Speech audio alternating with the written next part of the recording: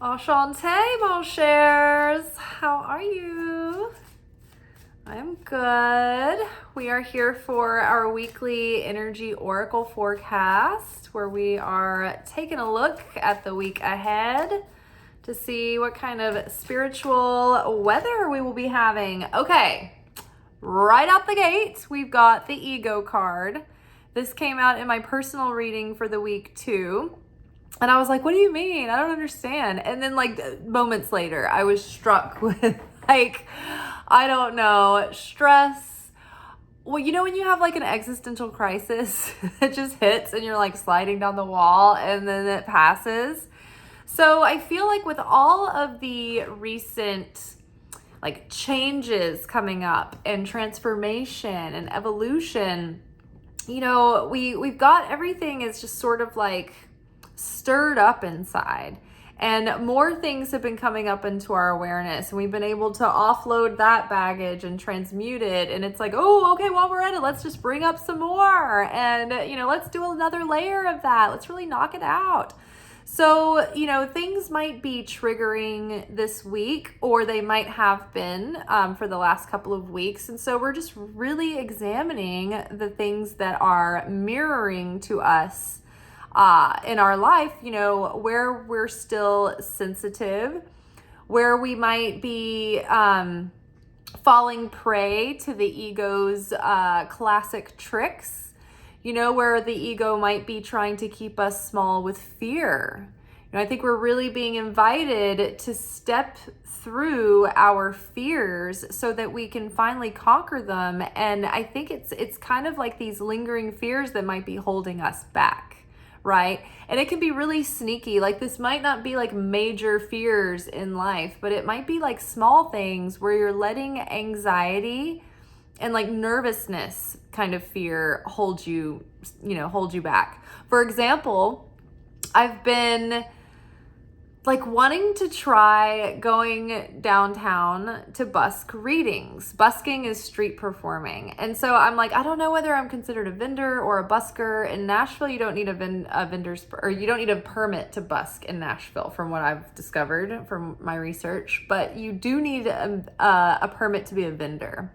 And so there's just a lot to it. Like it feels kind of awkward doing this for the first time. It's like logistically, like how do I get my gack down there, you know, and where will I park? And so there's just like some you know, freshman nerves that have been stalling me a little bit. So that's like something small. It's like it's not a big fear, but it's definitely fear-based that's keeping me from stepping out of my shell into something that could be very enjoyable and like maybe even lucrative.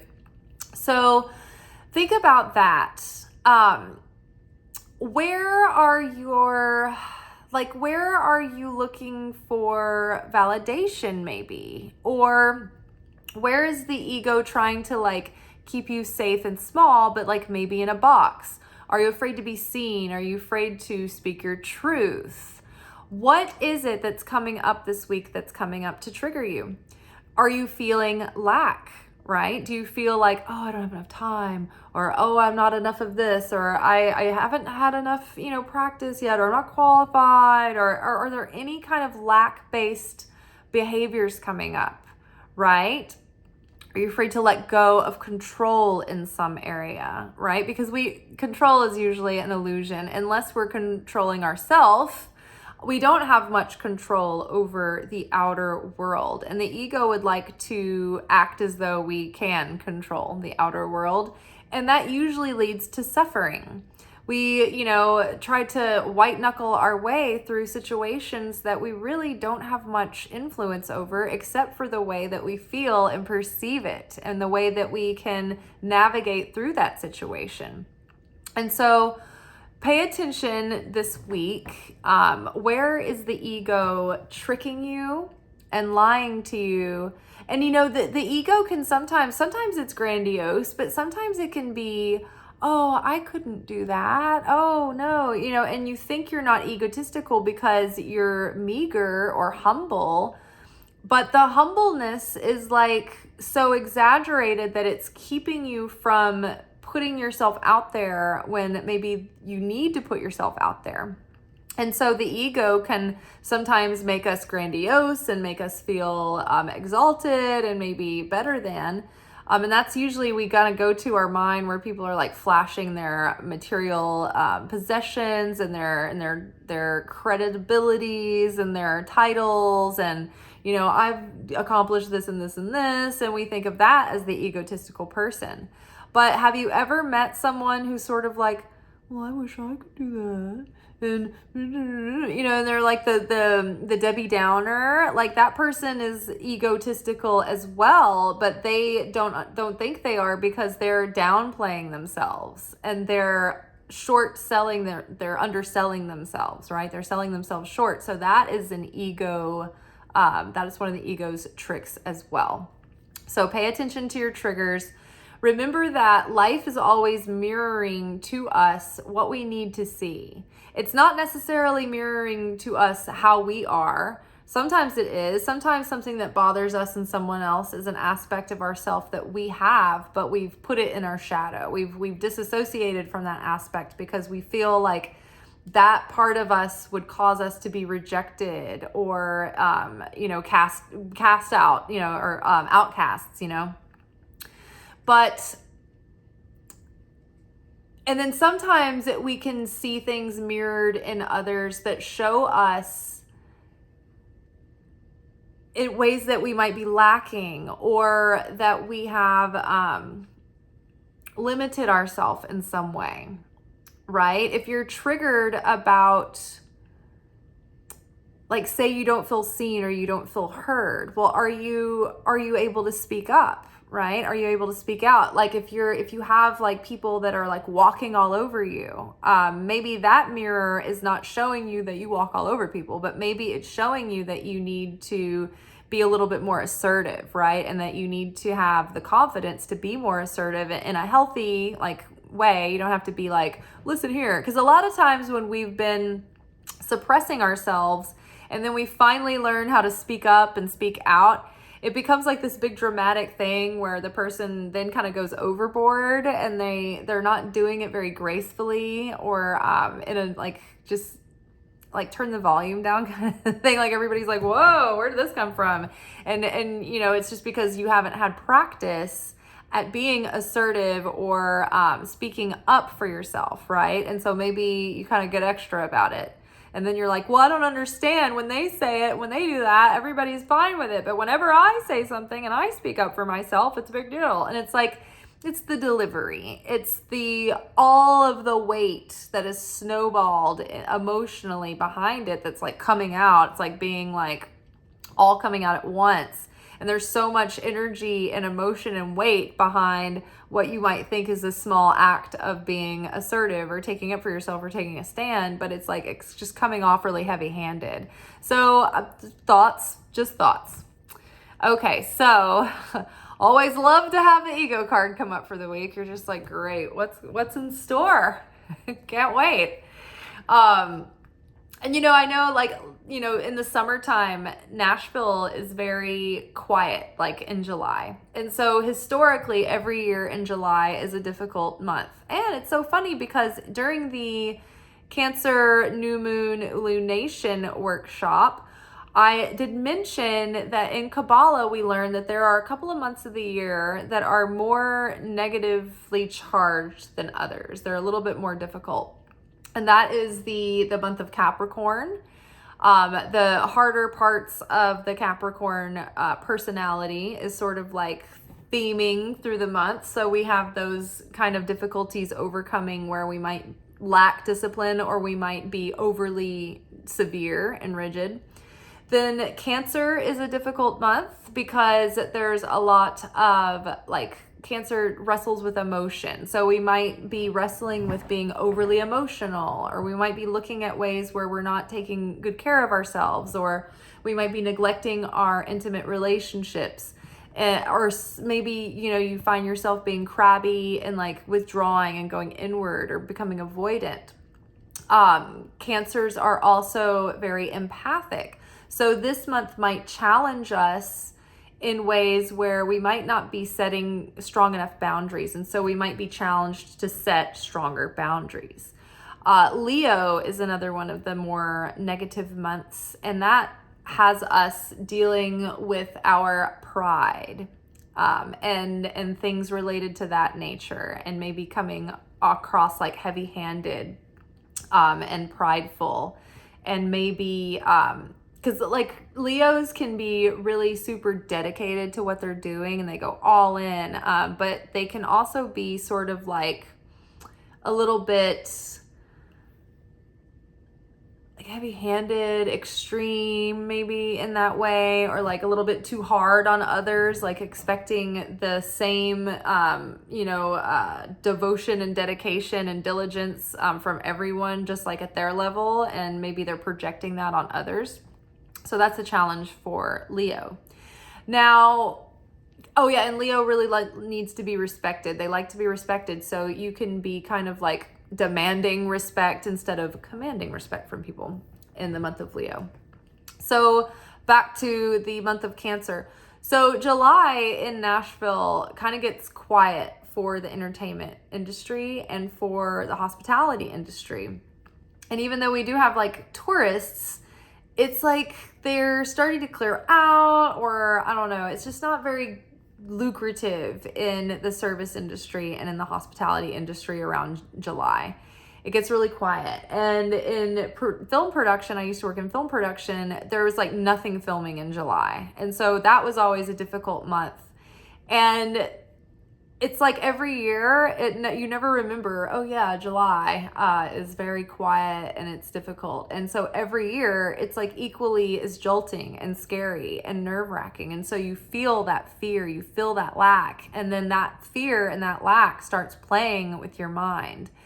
And it messes with your sense of security and certainty. And so I remember when I worked in film and television, it was like a constant muscle that I had to keep trained to practice certainty that I would be provided for, and that I would not be left destitute by the Creator, that the Creator would send me everything that I needed when I needed it.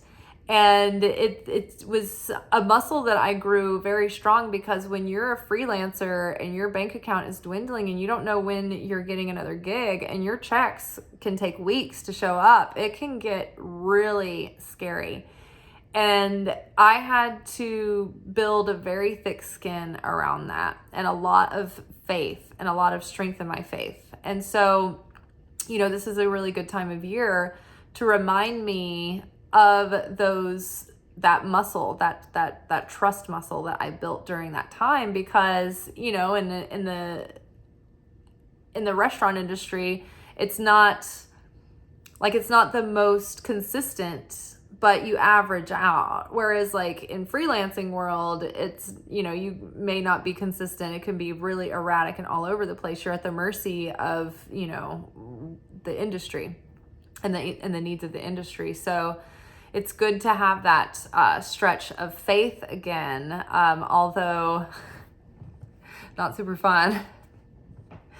So just keep in mind that, Cancer can challenge us. The month of Cancer can be challenging. So just watch that as an opportunity for your ego to show you, okay, so here are my fears, here is my lack, here's my doubt. And these are the gaps. Those ego gaps are where the opponent gets in and tries to pull our strings and push our buttons. And it's when we see those triggers, that we can say, okay, this is highlighted. This is where I need to close that gap. This is where I need to build my faith and my strength and my certainty. Ooh, okay, lust. So we might be feeling a bit lusty this week. So maybe just be careful not to make any, judgments or decisions from this consciousness, from this state of consciousness. Lust is not terrible. We need lust as human beings who, have passion, and we, need to keep our sex lives healthy, especially within relationships. But lust can be destructive, and it can cloud our judgment. And so this can be a catalyst for reactive behavior. And then, too, I mean, this can even tie into like lusting for, luxuries and foods and drinks and wanting to go be impulsive and be indulgent. And maybe, that's where our ego is like, oh, you deserve, to treat yourself. And maybe it's better for your budget that you are, prudent and wise and shrewd.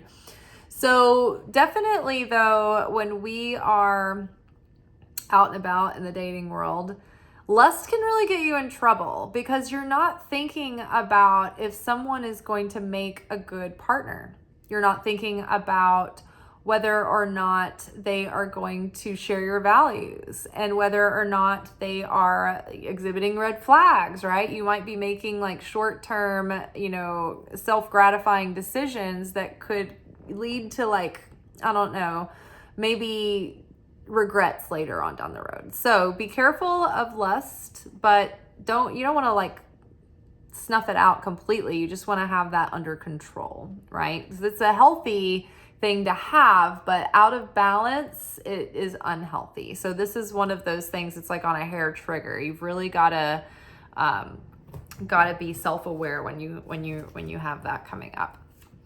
All right. It's an exciting week. We're going to have like, ego battles and we're going to feel lusty. I mean, hey. Okay. What else do we need to know for the week? What is this? Embrace. Okay. So, well, maybe, maybe don't ignore this too much. Take into account, but don't act, right? When we act, even, like in when we're getting swept away by all the romance and the lustiness,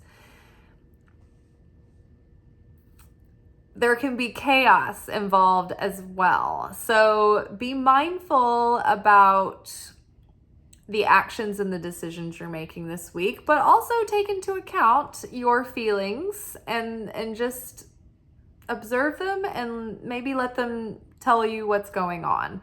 But maybe don't make decisions based on the feelings. Feelings can be misleading. Feelings can be deceiving. They can be fleeting. They can change. So it's good to take the information and learn from those feelings, but you can't always trust them to make big decisions from.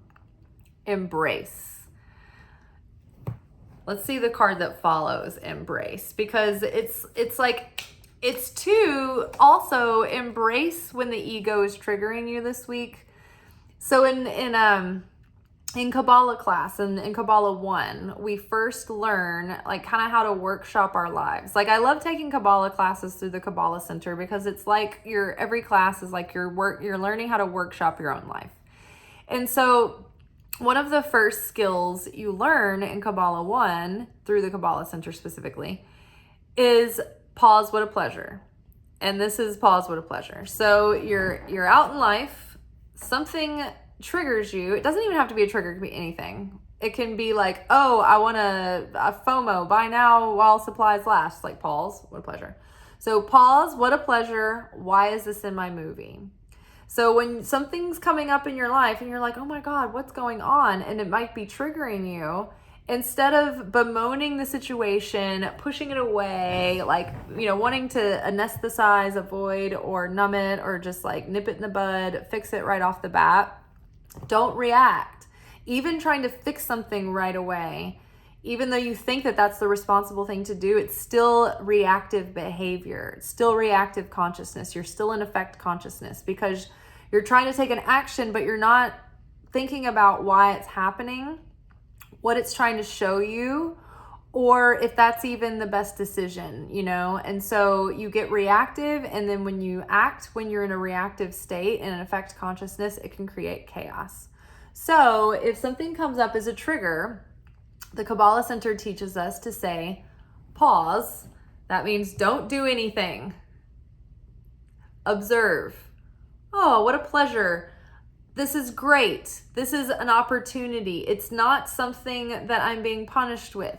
This is not bad. It might feel not great, but label it, oh, this is such a great opportunity that I'm being triggered, because now I can examine, I can look under the surface, and I can resolve something that has been subconsciously influencing me, maybe in a negative way.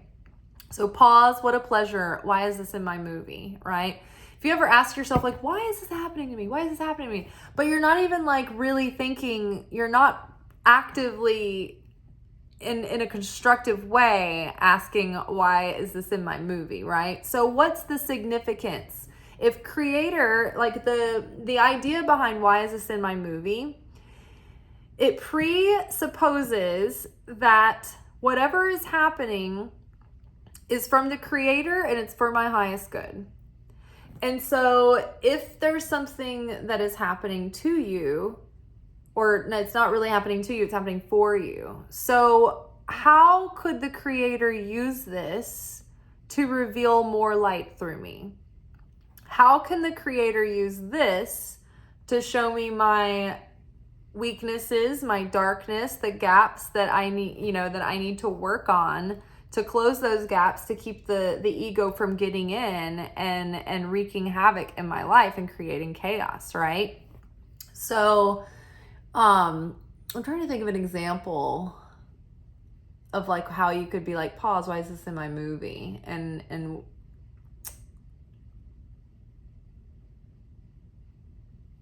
I can't think of anything specific right now, but say like you had something thematic that just keeps happening and you're like, why is this always happening to me?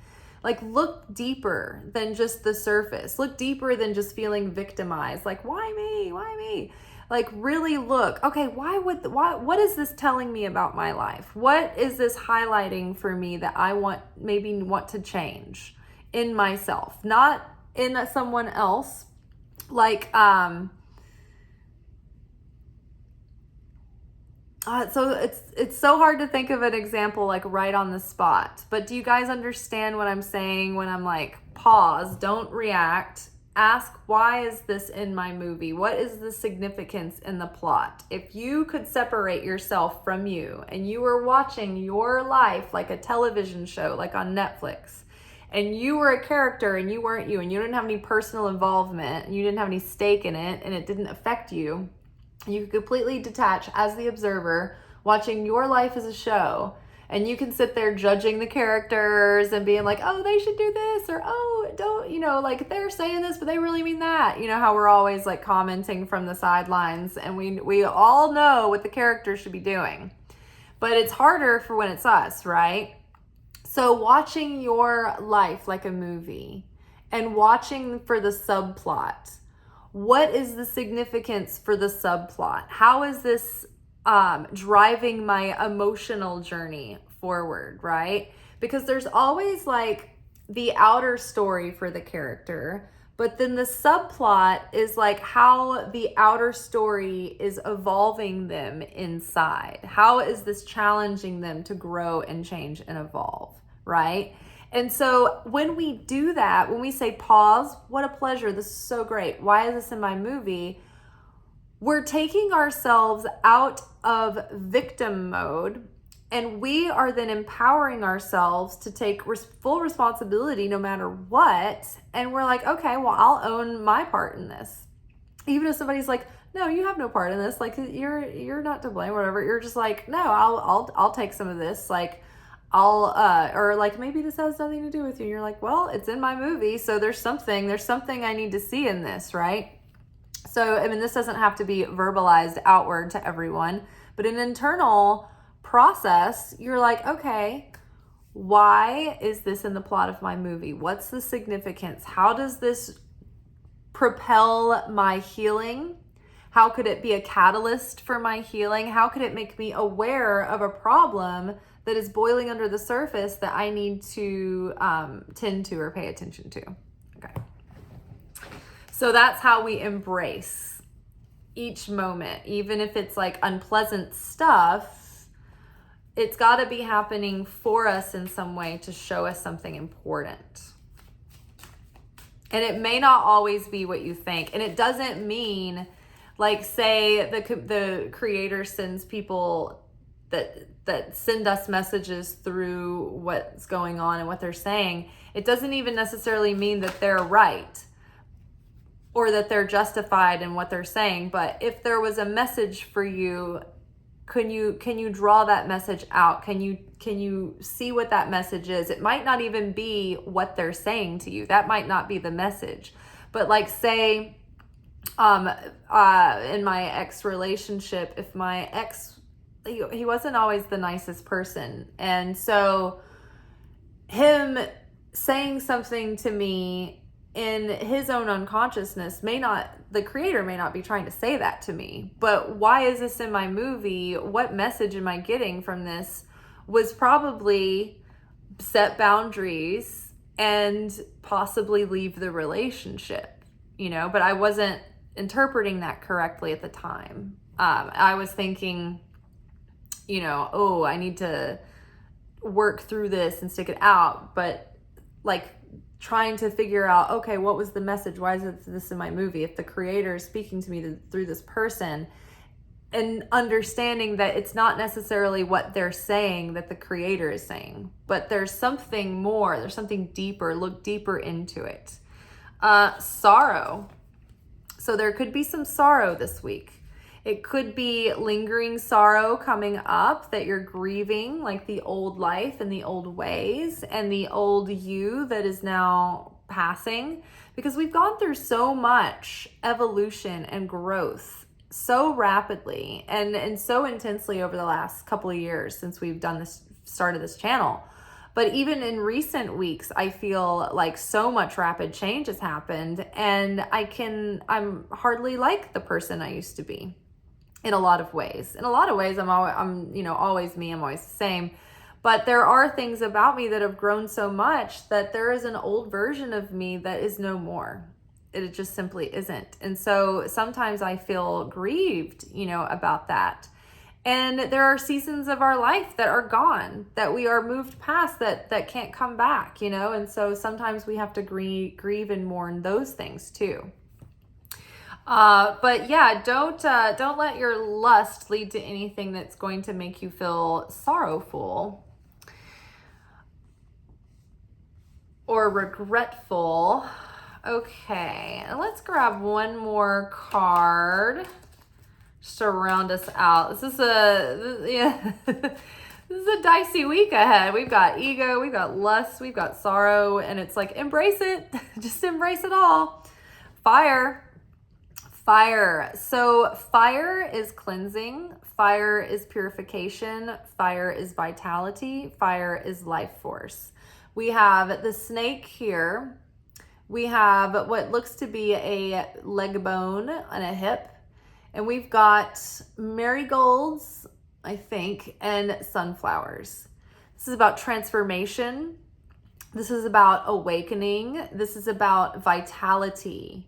This is about stability and being able to move forward and progress, right? The hips, the leg, they allow us to walk. They are what supports us in our walk. What is our walk? This is the yoke that we carry through life, right? When people talk about their walk with the Lord, it's their personal relationship with God, right? That practice that they show up in their own spiritual beliefs, in their spiritual ethics, in their morals. It's like they live by this and they make their decisions by this and they behave in this way and they choose based on these values and they act based on these values, right? So fire, our motivation, our drive, our passion. I think that something is becoming awakened this week. It's going to stir up a lot of different feelings, a lot of different emotions. Woo, it's a mixed bag. I feel like this card. Okay, so we've got the heart chakra coming up. So something is going to be activated in our hearts this week. And it could be, excite, so many times when something is exciting, like an exciting opportunity comes up and it fills us with like, kind of this like lust and excitement and oh my gosh, I'm embracing the moment. But then there's a part of us that's like, oh, am I cut out for this? Can I do it? And it's like the heart seems to be open this week, or it's being prompted to open. And so it's stirring up all the emotions, stirring up lust, stirring up our fire, stirring up sorrow. It's like, it's triggering the ego. So something significant, obviously, and something I guess that we're needing to just embrace and accept it and be in this moment and not push it away, not avoid it, but really let the feelings come, observe them, and let them teach us whatever it is they're trying to teach us. Voice and power. So speaking speaking from the heart, speaking your truth, communicating. There's something about maybe your message or something that you are, I don't know if you're like feeling like reluctant, but be empowered to not just like speak out, but just like to be able to say what's on your mind, say what's on your heart. Like don't hold back, maybe just find that inner strength and that inner confidence and that inner power to use your voice, to be authentic, to be truthful. Don't be people pleasing. Don't placate. Don't mess around with the white lies this week. Maybe something that you haven't said maybe needs to be said. Maybe you need to get something off your mind or off your heart, right? Maybe even someone close to you. So many times, like, people have told me something that I was like, oh my gosh, I'm so glad you said something that now we can clear it up, because like maybe there was a misunderstanding, or maybe, maybe something needs to be worked out between you and someone close to you that might be weighing on you or something. So be empowered to use your voice. Be mindful about how you use it, but have integrity and be authentic. All right, you guys, I think that we're just going to stop there. we got a lot on our plate this week. We've got ego to be watching out for. We might be feeling a little lusty, right? The ego's coming up. It's going to be triggered. A lot of times, like, okay, so say you meet someone new and you like them and you have a crush on them and you're feeling lusty. And then it's like, what does your ego do? It starts playing with you. You're like, oh my gosh, I can't talk to that person, or, oh, I can't say this, or, it's like you start to have like all your insecurities. You feel really like, exposed possibly, when you've got like this big crush. You're like, oh my gosh. But it's like embrace the, that feeling of feeling like the awkward, bumbling teen maybe. And I don't know, there might be some sorrow involved in some way. It's like, could be unrelated. I just feel like with the Cancer moon right now, there's so much emotion coming through that it can be like an ocean of it all coming forward. And what were we just talking about the ocean the other day? The thing about the ocean is that it can change so fast, so suddenly. The ocean can be raging in 1 minute and calm the next. So just be prepared. This week might bring up a lot of feelings, and it might have a lot of different aspects. It could be a multifaceted diamond of a week, that's for sure. But if you feel empowered to say something, don't silence yourself. There's fire in the air. It's wow, lot of big dynamic feelings and cards this week. So fasten your seatbelts, maybe grab a helmet, put on some wrist guards, because it's gonna be a bumpy one.